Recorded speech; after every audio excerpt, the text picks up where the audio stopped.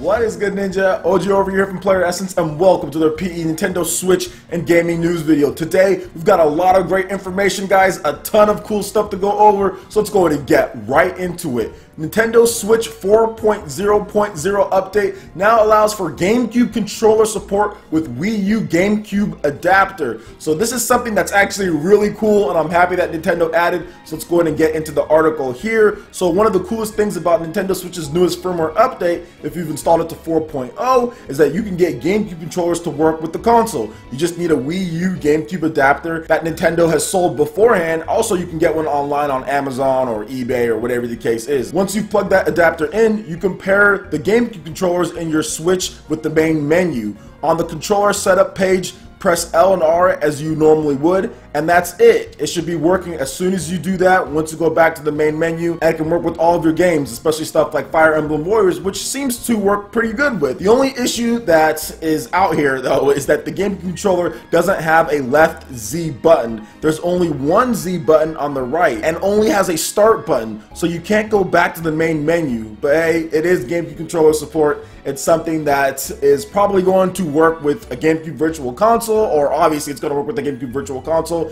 and a potential return to Super Smash Bros., whether that's a Nintendo Wii U port or a brand new Super Smash Bros. Game. It does seem like Nintendo is probably going to have that ready to go, and probably wanted to have that ready. But here's the thing, there's a bigger thing that people aren't seeing with this. People aren't seeing how flexible the Nintendo Switch OS is in order to get all of this in the first 9 months. The Nintendo Switch OS is so flexible and so fast that it's able to handle all of this stuff and be able to use controllers with various different games. Remember, if you plug in the Wii U GameCube adapter on the Wii U itself, you can't even control the OS with it. That's the one thing that people aren't noticing or aren't talking about, is that the flexibility of the OS allows for multiple controllers not only to be used in games, but also to be used on the OS, which is something that is a much needed, like, thank you from Nintendo, especially for stuff like Pokken Tournament, because that's the first controller that we got support for from USB, and Pokken Tournament, you can use that on the main menu. You can use it to scroll through everything, whereas the Wii U, you could not. So controllers that were literally designed for the Wii U, or not literally designed with the GameCube, but controllers that had attachments and everything,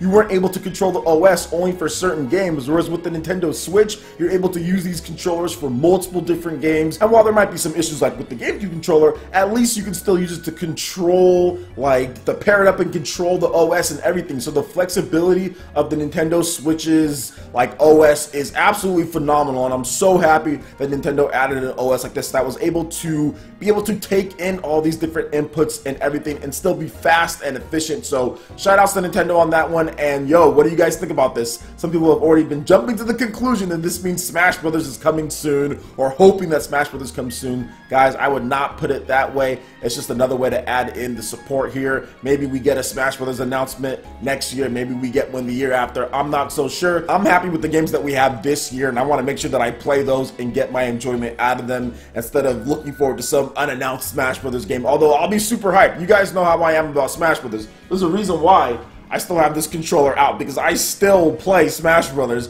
on the Wii U. Like, I still play it all the time. So you guys know how I am about Smash Brothers. I'm very passionate about the competitive play and the game itself. Put over 1,300 hours into the Wii U version, but at the same time, you know, I want to enjoy the games that we do have here, because when Smash comes out, well, I'm pretty sure I'm not going to play anything else. So anyway, what do you guys think about this GameCube controller adapter update and all of that? Have you been trying out the GameCube controller? Let me know in the comment section below. Alright, and moving into the next article here, Koei Tecmo has announced that Attack on Titan 2 will be releasing this March worldwide. So let's go ahead and get into this article here. From today's live stream, Koei Tecmo Games confirmed that Attack on Titan 2 will release simultaneously worldwide in March 2018. The game allows you to make your own character and adds Christina Lenz and Ymir as playable characters, joining Iran and a bunch of other people that I've already talked about before. We will be getting some new content as far as videos and everything of the game in November and December, so you guys can look forward to that. So far, all we got is really just like teaser images and teaser trailers and stuff. So far, all we've got is just like teaser images and trailers, but overall, I'm super excited because this game is coming to Nintendo Switch. I've been saying that Koei Tecmo has been one of the biggest supporters of the Nintendo Switch, and I'm super happy that they're bringing their great content to the system pretty much most of their games so far has came to Nintendo Switch if it's released in 2017. Man, it's just so crazy because of all the different games coming. But Attack on Titan 2 this March is going to be big. Another big third-party game coming to the Nintendo Switch. And I think, once again, Japanese developers, you're going to start seeing a lot of them announce all of their big games. Most of them are starting to come around to it. We're getting a lot of smaller announcements and then intertwined with the bigger announcements like Attack on Titan 2. I've played the first game, like I've stated many times. It is a very fun game. I think it's very unique. There's not really any other type of game on the market like Attack on Titan. The one that I played on the PS4 was just absolutely like blew me away with all the different things that you can do with the aerial mobility in the game. It reminded me of like a rocket-powered like Spider-Man game or something like that, man. So it's a really good game. So even if you're not into the anime, you might like the game. And once again, the PS Vita version is only going to Japan. Just to let you guys know, it's not going to be here in the US or in Europe. And the Xbox One version is not launching in Japan. It's only going to be Europe and the US. So little swappage there when it comes to certain systems. So what do you guys think about Attack on Titan 2? Let me know in the comment section below. Alright, and moving into the last article here, Shin Megami Tensei V. We've got some brand new details on the game. The directors have talked about it, including why this is coming to the Nintendo Switch and the focus as far as what they want to do. So let's go ahead and get right into it. So the latest issue of Weekly Famitsu has the first interview on Shin Megami Tensei V following its formal announcement for the Nintendo Switch yesterday. Development on Shin Megami Tensei V is being led by Kazuyuki Yamai, who directed both Shin Megami Tensei IV and Shin Megami Tensei Nocturne. The first Shin Megami Tensei title was released in October 25 years ago. We wanted to tell everyone that the Shin Megami Tensei series will continue, so we used this timing to make the announcement.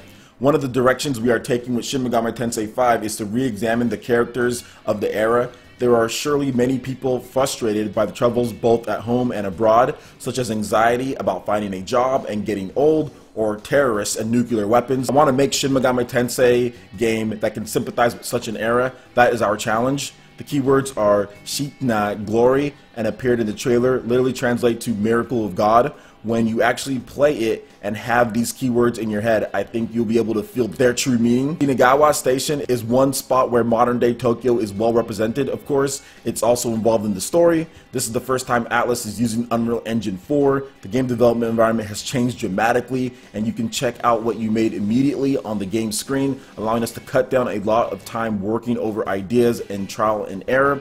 I'm really grateful to have been introduced to it. So shout outs to Unreal Engine 4 for this Shin Megami Tensei game. And here's where he gets into the Nintendo Switch and why it's coming to the system. So the Nintendo Switch is a lovely platform where you can play high definition quality games and really take the hardware from place to place.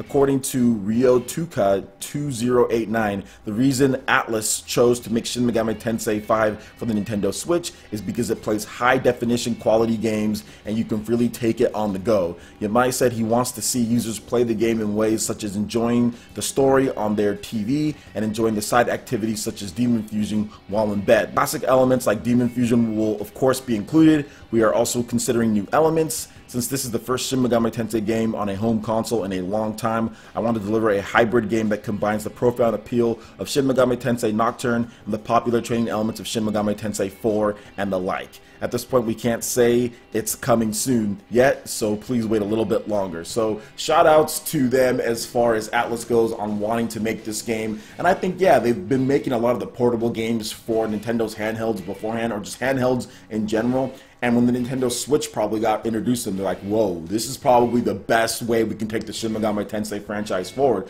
because we don't have to make a PS Vita version and a PS4 version or an Xbox One version and a PC version. We can just make a Nintendo Switch version and we get pretty much everything we want from our next Shin Megami Tensei game. High quality graphics that you can take on the go and you can also play at home. The Nintendo Switch for Japanese developers, in my opinion, is pretty much the perfect system because a lot of them don't max out everything in the first place anyway, and even if they did, they were very conscious about the amount of money that they're spending. Japanese developers, for the most part, just don't spend as much money on game development as Western developers, so why have to worry about PS4 Pro or the highest end PC when you have the Nintendo Switch right there, supports Unreal Engine 4 before. The development environment is easy. It's working on hardware that we've seen before, ARM CPU, Tegra. This isn't anything new to developers. Why not make it on the Nintendo Switch? So we'll see what happens going forward in the future. I'm really liking some of the details here as far as being able, of course, to take it anywhere, that they like that aspect of it. So I'm pretty sure there's going to be design elements that fit into portable play,